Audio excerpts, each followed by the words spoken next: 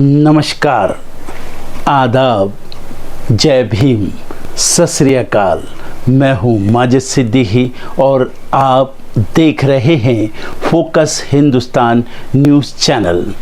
आज की ख़ास खबरें सब्सक्राइब करें, लाइक करें, शेयर करें। फिर आऊँगा एक ताज़ा खबर को लेकर Majid Siddiqui.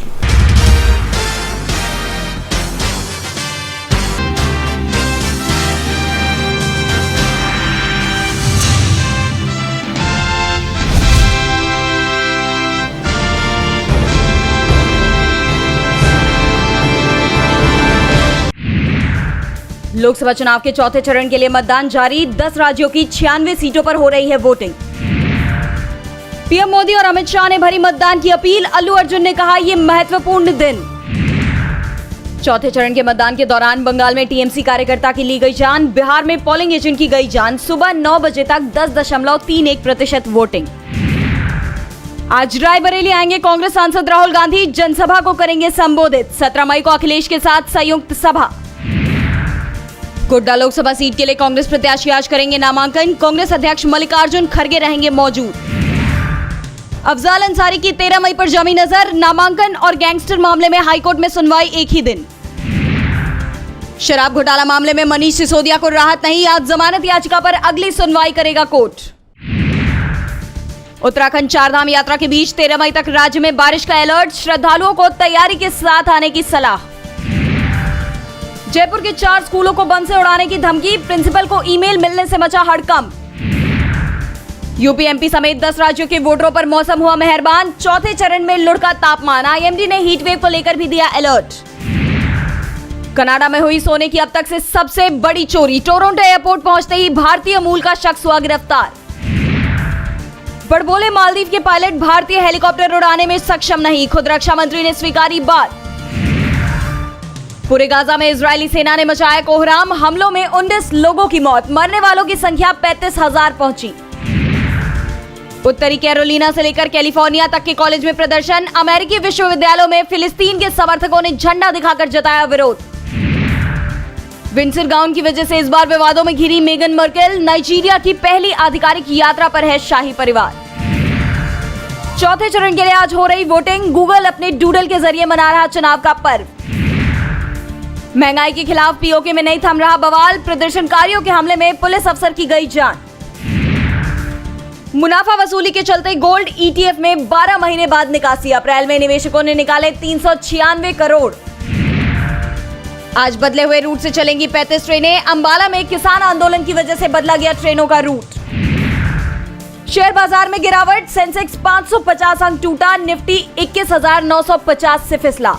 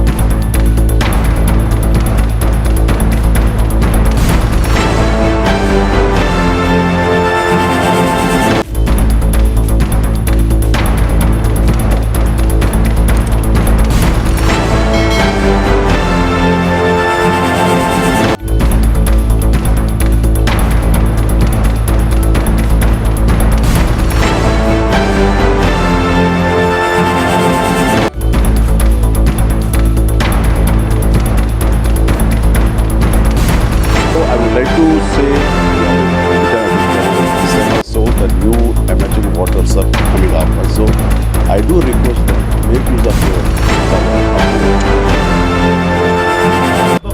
That's the reason people like us, we are requesting and appealing. Please do come.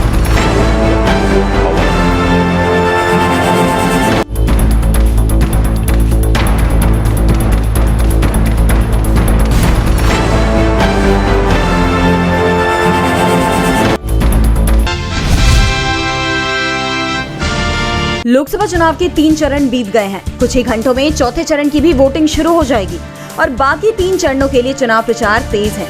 इस बीच विपक्ष के नेताओं ने बीजेपी की जबरदस्त घेराबंदी कर दी है। कांग्रेस महासचिव प्रियंका गांधी ने पीएम मोदी को चुनौती दे दी है। उन्होंने कहा कि मैं चुनौती देती हूँ, प्रधानमंत्री, गृह मंत्री और इनके मंत्री जनता को बताएं कि 10 साल में आम जनता, गरीब, किसान के लिए क्या किया। प्रियंका गांधी बीते कुछ दिनों से अमेठी, रायबरेली में डेरा डाले हुए हैं। रविवार को उन्होंने अमेठी में दोपहर 1 बजे से शाम 7 बजे तक एक के बाद एक कई नुक्कड़ सभाएं की। इस दौरान उन्होंने बीजेपी पर जमकर हमला बोला। प्रियंका ने कहा कि एक सच्चा नेता अपने काम पर वोट मांगेगा, लेकिन प्रधानमंत्री मोदी भैंस और मंगलसूत्र की बात कर रहे हैं। नरेंद्र मोदी और बीजेपी ने तो भ्रष्टाचार के लिए स्कीम बना दी, जिसमें चंदा दो धंधा लो की बात सामने आई। मोदी जी का बस इतना ही काम है, अमीरों से चंदा लो, अपनी पार्टी को मजबूत बनाओ, फिर जनता के बीच फूट फैलाओ। तो वहीं यूपी के बाराबंकी में सपा प्रमुख अखिलेश यादव ने भी बीजेपी पर करारा तंज कसा है। अखिलेश ने कहा कि ये लोग अब 400 पार बोल ही नहीं पा रहे हैं। इनकी भाषा, व्यवहार और शब्द बदल गए हैं। इन्होंने दूसरों के लिए गड्ढा खोदा था, आज उसी गड्ढे में गिर गए खुद। इन्होंने जो नैरेटिव सेट किया था, आज उसी का शिकार हो गए। अखिलेश ने कहा कि 10 साल की केंद्र और 7 साल की उत्तर प्रदेश सरकार, बताओ 17 साल में क्या मिला है। लखनऊ शहर में और बाकी शहरों में होर्डिंग से डबल इंजन सरकार का एक इंजन गायब है। साथ ही उन्होंने दावा किया कि इस बार यूपी समाजवादी पार्टी और इंडिया गठबंधन को 79 सीटें जिता रहा है। केवल एक सीट पर लड़ाई है। यूपी में कांग्रेस और सपा बीजेपी पर हमलावर थे, तो दक्षिण में शिवसेना यूबीटी प्रमुख उद्धव ठाकरे ने भी करारा हमला बोला है। उद्धव ठाकरे ने दावा किया कि अगर मोदी सरकार नहीं हारी तो देश को काले दिन देखने को मिलेंगे। साउथ स्टार अल्लू अर्जुन पर आईपीसी की धारा 188 के तहत मामला दर्ज किया गया है। दक्षिण भारतीय अभिनेता अल्लू अर्जुन के प्रशंसक उनकी एक झलक पाने को हमेशा बेताब रहते हैं। वे जहां भी जाते हैं उनके पीछे पीछे उनके फैंस भी पहुंच जाते हैं। ऐसा ही कुछ हुआ जब वो अपने करीबी दोस्त और वाईएसआर सीपी विधायक रविचंद्र किशोर रेड्डी के लिए प्रचार करने नंदयाल पहुंचे। उनकी एक झलक पाने के लिए फैंस का हुजूम उमड़ पड़ा। मीडिया रिपोर्ट्स के मुताबिक इस मामले में अभिनेता के खिलाफ आईपीसी की धारा 188 के तहत मामला दर्ज किया गया है। अल्लू अर्जुन को देखने के लिए रविचंद्रा के आवास पर बड़ी संख्या में फैंस और समर्थक आए और इससे बड़े पैमाने पर कानून व्यवस्था और यातायात की समस्या पैदा हो गई, जिससे लोगों को परेशानियों का सामना करना पड़ा। मीडिया रिपोर्ट की माने तो अभिनेता अल्लू अर्जुन और रविचंद्र किशोर रेड्डी की टीम द्वारा कोई अनुमति नहीं ली गई थी, इसीलिए अल्लू अर्जुन और रविचंद्र रेड्डी के खिलाफ आईपीसी की धारा 188 के तहत मामला दर्ज किया गया है। दक्षिण भारतीय अभिनेता अल्लू अर्जुन के साथ उनकी पत्नी स्नेहा भी थी। आपको बता दें, अभिनेता को अपने दोस्त के लिए प्रचार करते देख फैंस बेहद रोमांचित हो उठे थे। मीडिया रिपोर्ट की माने तो अधिक भीड़ होने की वजह से मामला संभल नहीं पाया, जिसकी वजह से मुकदमा दर्ज किया गया है। फिलहाल इस मामले में अभी और अधिक जानकारी नहीं मिल पाई है। लोग ना कुछ ज्यादा ही होशियार कर रहे हैं। 500 मीटर के दूर पे बिना कोई सिंबल के हमारे एजेंट्स बैठकर छोटा सा स्लिप्स दे रहे थे। 500 मीटर पोलिंग बूथ से दूर होना बोल के ज्यादती करके लेके आए हैं। यहाँ का पुलिस का जुल्म है हमारे ऊपर। भैया मैं कैंडिडेट हूँ और as per law candidate has a right to check the identity card with the face without the face mask. I am not a male, I am a female, and with lot of humbleness I've only requested them, can I please see and verify with the ID card. And if somebody wants to make a big issue out of it, that means that he's scared of it. भारतीय कुश्ती महासंघ के पूर्व प्रमुख और BJP सांसद बृजभूषण शरण सिंह ने योगी सरकार की नीतियों के खिलाफ बड़ा बयान दिया है। बृजभूषण शरण सिंह गोड़ा में वोट मांगने के लिए तो अपने बेटे करण सिंह के लिए गए थे, लेकिन उन्होंने मंच से जो कुछ कहा उससे बीजेपी की अंदरूनी लड़ाई खुलकर सामने आ गई है। बीजेपी सांसद ने मंच से ही योगी सरकार को जमकर सुना दिया। दरअसल योगी सरकार जब से यूपी में बनी है, एक खास तबके के खिलाफ सख्त कार्रवाई कर रही है। किसी का नाम अपराध से जुड़ा तो तुरंत ही बुलडोजर उसके घर पर पहुंच जाता है और घर की जगह मैदान बना दिया जाता है। इसे योगी की कानून व्यवस्था का मॉडल भी कहा जाता है। बृजभूषण ने इसी पर तीखा हमला बोला है। उन्होंने कहा कि मैं खुले मंच से पहले भी बोल चुका हूं और आज भी बोल रहा हूं, मैं बुलडोजर नीति का विरोधी हूं और आज भी इस नीति का विरोध करता हूं, क्योंकि घर बड़ी मुश्किल से बनता है। बृजभूषण यही नहीं रुके, उन्होंने शायराना अंदाज में खुद को बागी भी बता दिया। उन्होंने कहा कि किसी सोते को गफलत से जगा देना बगावत है, किसी कमजोर के हक को गिरा देना बगावत है। अगर सच्चाइयों का गीत गाना ही बगावत है तो हम भी एक बागी हैं। इससे पहले बृजभूषण ने योगी को अपना नेता तक मानने से मना कर दिया था। दरअसल बृजभूषण पर महिला पहलवानों के शोषण के आरोप लगे थे। कोर्ट ने पिछली सुनवाई में कहा था कि 6 में से 5 मामलों में बृजभूषण सिंह के खिलाफ आरोप तय करने के लिए पर्याप्त सामग्री मिली है। उनके खिलाफ चार्जशीट भी पेश हो गई है। अब 21 मई को आरोपों पर बहस होगी। अगर बृजभूषण पर आरोप साबित हो जाते हैं तो उन्हें 5 साल की सजा हो सकती है और इसी के चलते बीजेपी ने उनका टिकट काट दिया था।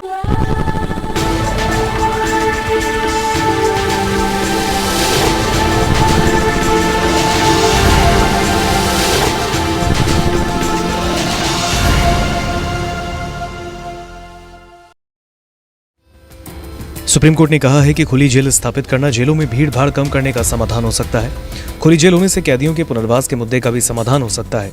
आधी खुली या खुली जेल प्रणाली के तहत दोषियों को दिन के दौरान परिसर के बाहर आजीविका कमाने और शाम को वापस लौटने की अनुमति है। इस अवधारणा को दोषियों को समाज में आत्मसात करने और उनके मनोवैज्ञानिक दबाव को कम करने के लिए लाया गया था, क्योंकि उन्हें बाहर सामान्य जीवन जीने में कठिनाइयों का सामना करना पड़ता है। जेलों और कैदियों से संबंधित एक याचिका पर सुनवाई करते हुए न्यायमूर्ति बी आर गवई और न्यायमूर्ति संदीप मेहता की पीठ ने कहा कि वो देश भर में खुली जेलों की मौजूदगी का विस्तार करना चाहती है। पीठ ने कहा, जेलों में भीड़ भाड़ की समस्या का एक समाधान खुली हवा वाली जेलों या शिविरों की स्थापना करना हो सकता है। उक्त प्रणाली राजस्थान राज्य में कुशलतापूर्वक काम कर रही है। जेल में भीड़ भाड़ की समस्या के समाधान के अलावा ये कैदियों के पुनर्वास के मुद्दे का भी समाधान करती है। इसने साफ किया कि वो जेलों और जेल सुधारों से संबंधित मुद्दों पर नहीं जाएगी, जो पहले से कुछ अन्य याचिकाओं में उसकी समन्वय पीठों के सामने लंबित है। राष्ट्रीय विधिक सेवा प्राधिकरण की ओर से पेश वकील ने अदालत को बताया कि उसने खुली जेलों पर सभी राज्यों से प्रतिक्रिया मांगी और उनमें से 24 ने जवाब दिया। इस मामले में न्याय मित्र के रूप में सुप्रीम कोर्ट की सहायता कर रहे वरिष्ठ अधिवक्ता विजय हंसारिया ने कहा कि दोषियों को इस बारे में सूचित नहीं किया जाता कि उन्हें कानूनी सेवा प्राधिकरण के माध्यम से अपीलीय अदालत से संपर्क करने का अधिकार है। पीठ ने कहा कि अगर पूरे देश में एक समान ई प्रिजन मॉड्यूल हो तो इनमें से कई चीजों को सुलझाया जा सकता है। उसने कहा कि व्यापक जेल प्रबंधन प्रणाली ई प्रिजन मॉड्यूल के मुद्दे को एक समन्वय पीठ द्वारा निपटाया जा रहा है। पीठ ने कहा, हम इस कार्यवाही में खुली जेलों के मुद्दे पर विचार करेंगे और इसका विस्तार करने और ये सुनिश्चित करने की योजना बना रहे हैं कि खुली जेलों की इस प्रणाली को पूरे देश में अपनाया जाए।